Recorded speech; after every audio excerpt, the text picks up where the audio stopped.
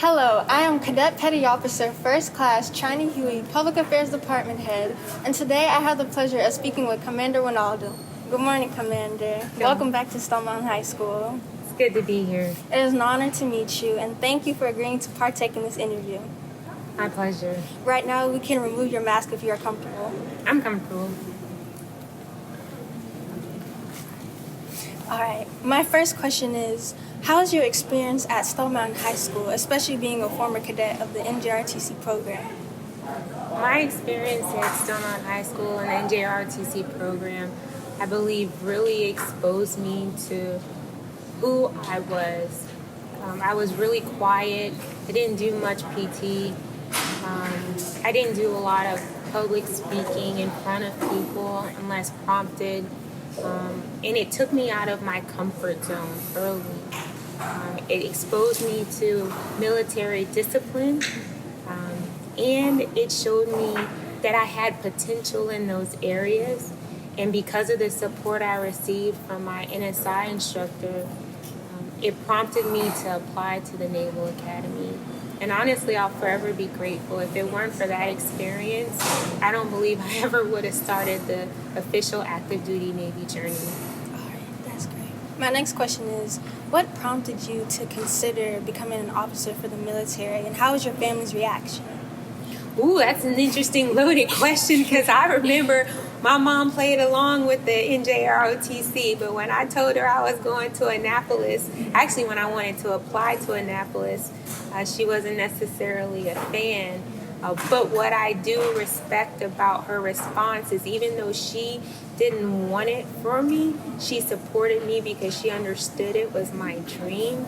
And honestly, I never had the intent or expectation of becoming an officer. I just knew that if I went to the Naval Academy, I could get a really good education. Right. I could be exposed to the Navy. And it was really from that experience where I thought, you know what, I'm going to try this surface warfare officer thing out. And then when they invited me to join the nuclear program, I was like, well, they see something in me I didn't necessarily see myself, so why not? So I would just encourage anyone to accept the opportunities when they come, because it can lead you on the path to identify what you're good at. That's wonderful. My third question is, could we get more insight into what it takes and your job in being a commanding officer of a U.S. Navy ship? That is also another loaded question. You're good with those. I would say so. A commanding officer is ultimately accountable and responsible for everything that happens on a ship.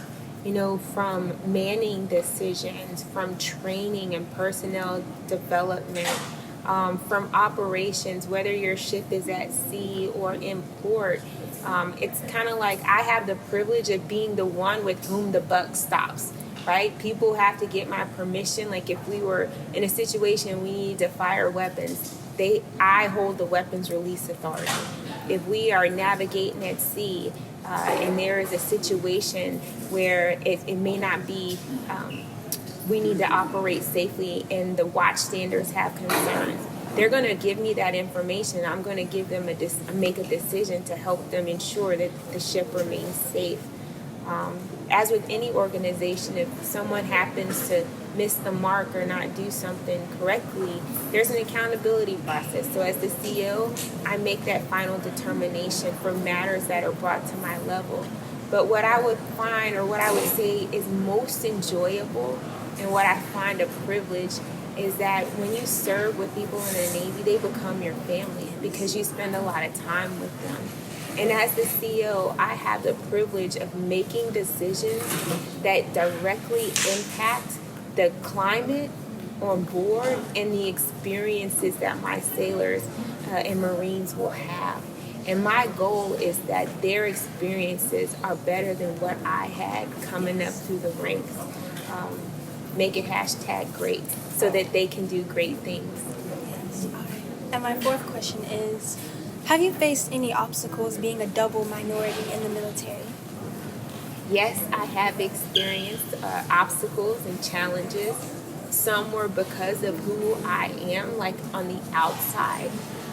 But what I've learned in my Navy journey is that I can't look at people based off of who they are on the outside. I had a senior officer tell me once, we all bleed red. So what that made me do is not look at the actions or maybe the poor treatment that I received, to look past that and to understand what caused them to do what they did, to not stay in the hurt, and find a way to continue to work and serve with them despite the initial uncomfortable situation. And that took a lot of personal growth and development, but it was worth it, because now maybe some of those people who I had previous bad experiences with, now they're my advocates. Now they can call me a shipmate or a friend or a sister in the Navy. Don't allow the hurts or challenges of the past prevent you from receiving the gifts and talents of those you are currently serving with. We can all learn from each other. Don't let the hard moments define you. Rise above. Yes.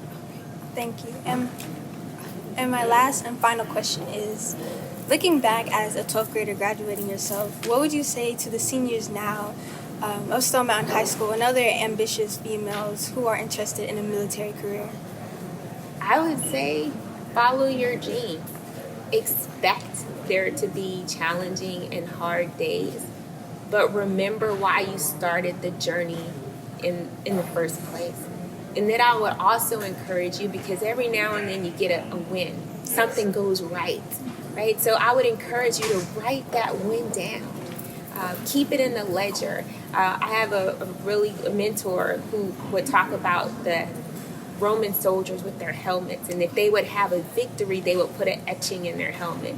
Well, I equate writing down those personal wins and victories as etchings on helmets. So when the next challenge or obstacle comes, you can reference that win so that you can pat your helmet, pat your chest, pat your book, and remind yourself, hey, I've done it before. I've had a win. Let me dig my heels in. Let me get my focus. Let me push through and see what's on the other side. And I guarantee you and anyone else who is preparing to graduate, if they keep the end in mind and don't give up, they will cross the finish line and achieve the desired results.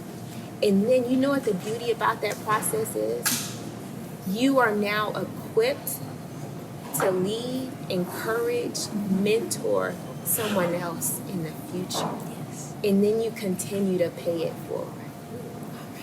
Well, thank you, Commander, for your great message. And you're not only an inspirational role model to me, but to the whole Stone Mountain family. Thank you. Oh, thank you. Thank you. Pleasure being here.